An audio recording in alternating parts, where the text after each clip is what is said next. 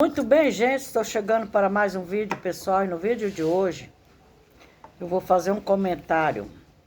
Buscar os próprios desejos pessoais é um caminho perigoso que pode afastar a mulher de Deus e das pessoas. Deus deu o livre-arbítrio para todo ser humano, mas o homem escolheu desobedecer a Deus e aí entrou no pecado, o pecado no mundo. Muitas mulheres gostam de fazer o que bem entendem, sem considerar as consequências.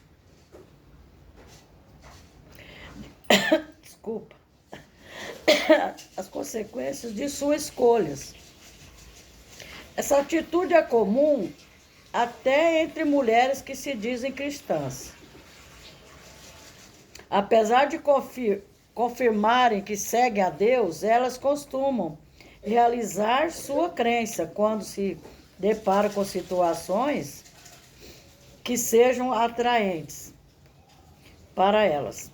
Essa postura pode levá-las a valorizar demais as aparências, a cobiçar bens que são de outras pessoas e se colocar em primeiro lugar e deixar Deus para depois.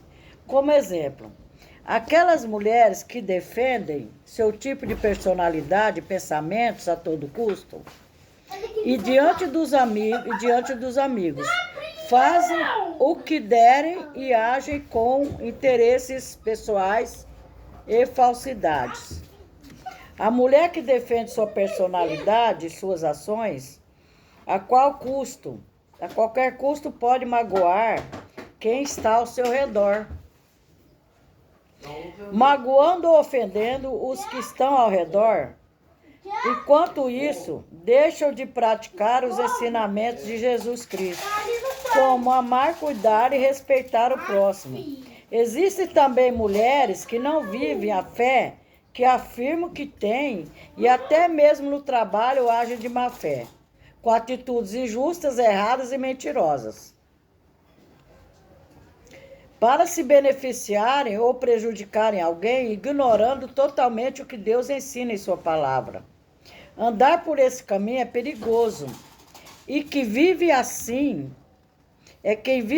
se torna uma pessoa contrária a Deus e egoísta, pois age somente conforme a sua vontade e baseia seu relacionamento com o Altíssimo em interesses pessoais, pois só o ouve quando o conselho lhe traz benefícios. No entanto, a pessoa acaba colhendo as consequências de suas ações, principalmente na vida espiritual, e se afasta cada vez mais de Deus. Em seu podcast, Viviane Freitas falou da importância de entender a vontade de Deus e o que acontece quando essa vontade não é vivida pelo ser humano. Deus fez toda a criação para que nos relacionássemos com Ele, para que vivêssemos em harmonia com Ele. E Deus deu o livre-arbítrio para todo ser humano, mas o homem escolheu desobedecer a Deus.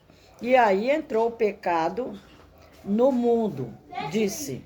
Quando há desobediência às orientações de Deus, o ser humano é guiado por atitudes prejudiciais, que o levam a viver no pecado, como tem ocorrido desde o início da criação, como está em Gênesis, capítulo 6, versos 2. Viram os filhos de Deus que as filhas dos homens eram formosas e tomaram para si mulheres de todas as que escolheram. Viviane explicou que as vontades daqueles homens citados no versículo foram maiores do que escolher o que vinha de Deus. E isso abriu a porta para o reino do mal. Tomar para si são palavras que me chamam muito a atenção no versículo. Pois não é isso o que faz o egoísta. Ele só pensa em si mesmo. Não é isso que também faz a nossa vontade. Pois fiquem alerta. Quanto à sua vontade, porque fica alerta contra a sua vontade, porque ela pode levá-la a fazer algo apenas para si e não para Deus, afirmou. Depois de tantos casos recorrentes de egoísmo, Deus parou de insistir que o ser humano fizesse o que é certo, mas deixou todos os ensinamentos para aqueles que realmente querem fazer a vontade dele. Porque o ser humano tem a consciência do que está fazendo, tem o livre-arbítrio, concluiu Viviane. Então, você, leitora, que percebe que está agindo conforme a sua vontade, ignorando a direção que vem do alto, faça uma avaliação de sua vida e passe a agir segundo o que está descrito nas Escrituras Sagradas. Sempre que for tomar uma atitude, amigas, reflita quais serão as consequências de cada comportamento, principalmente em relação à sua vida com Deus. Porque, gente, às vezes você acha que tem que fazer tudo a seu critério, tudo do teu jeito, e indo lá e voltando, que a mulher realmente tem uma certa vaidade, né? Então, por isso eu estou falando aqui, gente, eu procurei fazer esse vídeo para que as pessoas entendam isso, né? Então, agora eu vou ler a importância de ter a disciplina na sua vida financeira. O homem inteligente aplica os ensinamentos de Deus em todas as áreas da sua vida. A vida financeira é um dos maiores problemas para o homem de hoje. Só para termos uma ideia, o número de brasileiros endividados bateu um novo recorde em abril deste ano, 77%. Fecharam o mês com algum débito. De acordo com a pesquisa de endividamento, a inadimplência do consumidor, o percentual é a maior de série histórica desde que o mapeamento começou a ser feito em 2010. E esse alto índice não é causado apenas por causa das mulheres, como muitos ainda pensam. Segundo uma pesquisa do Instituto IDEA, 70% dos homens brasileiros estão endividados.